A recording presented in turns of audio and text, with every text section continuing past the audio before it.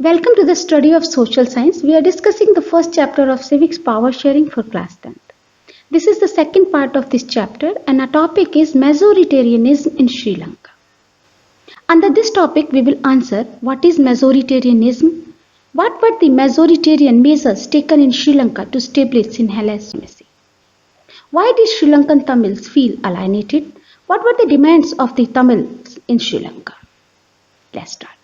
Majoritarianism is a belief that the majority community should be able to rule a country in whichever way it wants, but disregarding the wishes and needs of the minority.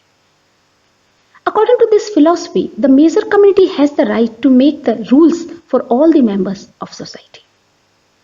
In this method, the majority community governed the country by ignoring the minor communities. The minorities' views are not taken into account, even their basic rights are denied. Minor communities are not able to raise their voice against any injustice. If you remember, in last video lecture, I explained the ethnic composition of Sri Lanka. In Sri Lanka, Sinhalese are 74% of total populations, Tamil are 18% of total population, and Christians are 7%. Sinhala speakers are majority and Tamil and Christians are in the minority in Sri Lanka.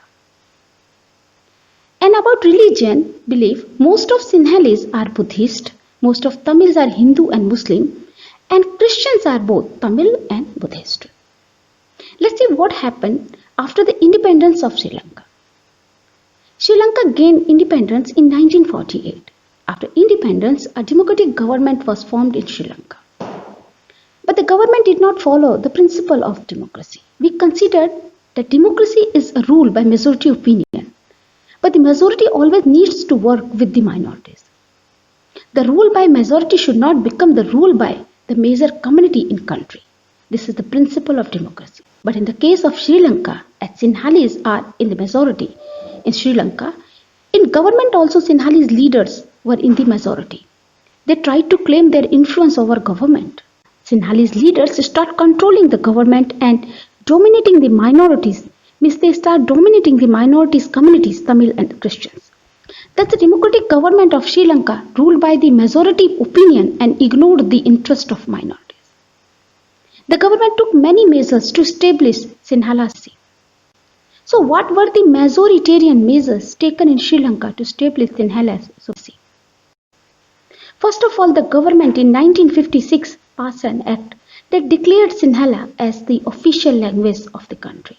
Means Sinhala has become the only language to be used as official language in country. The Tamil language was not given any importance. The second thing was the Sri Lankan government formulated a policy in which only Sinhala applicants were preferred for university position and government jobs. The government and other profession including railways, school, universities jobs given to Sinhala speakers. And the third thing was the new constitution of Sri Lanka declared that the state would promote Buddhism. Means Buddhism is given primary protection as the state religion. One after one, these measures increased the feeling of alienation among the Sri Lankan Tamils. Here, alienation means a situation in which people are made feel separated or isolated. Sri Lankan Tamils felt alienated and helpless. They felt that none of the political parties led by Sinhala's leaders were sensitive to their language and culture. There were many political parties in Sri Lanka, but all of them was formed and led by Sinhalese. So they were not sensitive about Sri Lankan Tamils. They never raised their issues. So in short, why did Sri Lankan Tamil feel alienated? Sri Lankan Tamil felt alienated because constitution and government policies both had denied their political rights. And the second point is they were discriminated in getting jobs and other opportunity in their own country. And the third thing we can include, no one political party was sensitive to their culture and language.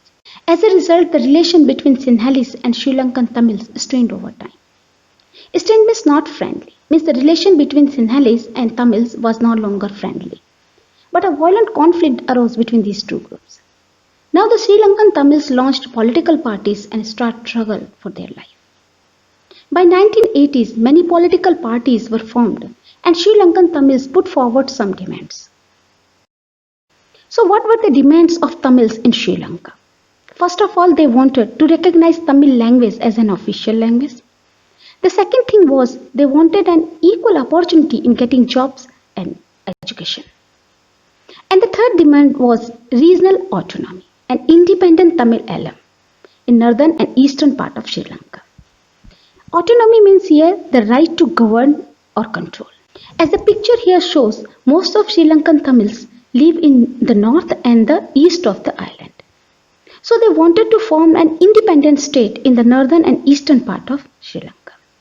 This struggle between these two communities got violent and soon turned into the civil war in the country. As a result, thousands of people of both sides have been killed. Many people forced to leave the country. Many lost their livelihood, so they become jobless and homeless.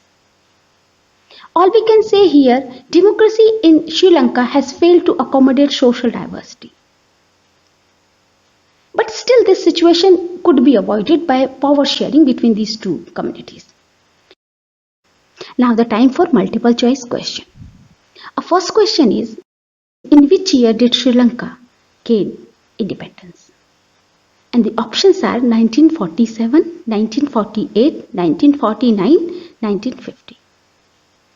And the right answer is 1948. And next question is, which language was declared as the only official language of Sri Lanka by an act passed in 1956? And the options are Tamil, Sinhala, Hindi, English. And the right answer is Sinhala. Identify the major social group that constituted the largest share in the population of Sri Lanka. And the options are Sri Lankan Tamils, Indian Tamils, Muslims or Sinhala. And the answer is Sinhala. In which part of Sri Lanka are Sri Lankan Tamils concentrated? The options are north and south, north and east, east and west, or west and south. And the right answer is north and east. In the next video lecture, we will discuss how did Belgium accommodate its social diversity. If you like the video, please like and subscribe to my channel.